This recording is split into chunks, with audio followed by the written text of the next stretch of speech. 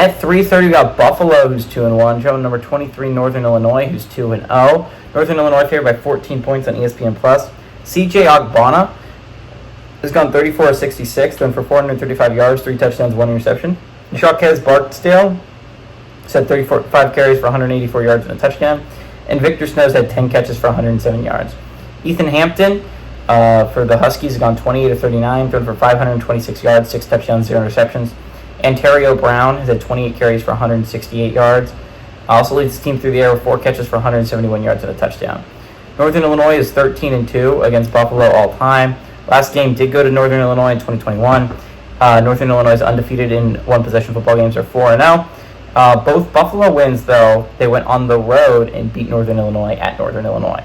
But I think this is going to be an electric atmosphere. It's been a long time since Northern Illinois was ranked, and suddenly, at the beginning of the season, I was saying right off the bat that I think the MAC is the least likely team to send a team to the playoffs. Because right off the top of my head, I was like, okay, Memphis is going to be a team in the American. Boise State should have a squad out in the Mountain West.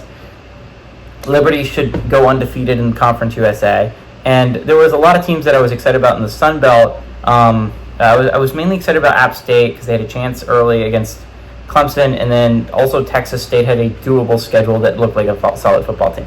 But suddenly, the MAC is the most likely team to send a team because Northern Illinois should be the favorite to go to the playoffs. If they win the rest of their games, they are going to the playoffs. They are the one Group of 5 team that controls their own destiny. Now, obviously, you're going to want Notre Dame to win out, right? You want that win to look as good as possible. But Northern Illinois absolutely controls their own destiny here. Now, they have a hard path. I'm not going to lie to you. They still have to play NC State at NC State, and while NC State hasn't played great this year, there's still a Power 4 level competition at home. Toledo has looked hella strong this year, and I would be shocked if they aren't the main threat in the MAC.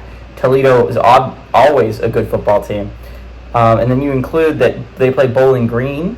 Bowling Green has looked really solid so far this year, especially against a good Penn State squad. And so I'm not going to lie to you and say Northern Illinois' path's easy, but they absolutely control their own destiny. And the MAC is probably the favorite to send a team because they have 2 teams still viable, even if Northern Illinois was to pick up a loss in Toledo. On the other hand, Buffalo, I don't know what to think of Buffalo. They've looked solid to start the year. Obviously, their one loss was to the Missouri team, and they got their butts kicked by Missouri, but that's against Missouri. A lot of people would. Buffalo has looked solid against UMass and lesser competition, but again, that's lesser competition. But Buffalo has looked better than they did last year, that's for sure. I do think this is an easy win for Northern Illinois. I'm worried a little bit, at least, about it, because they play NC State in a couple weeks, and I'm worried this might be a look-ahead game, but they had a bye week to prepare for this. I think Northern Illinois reminds the world of who they are, and they're going to win at home. They win by a lot. Give me Northern Illinois to win and cover at home.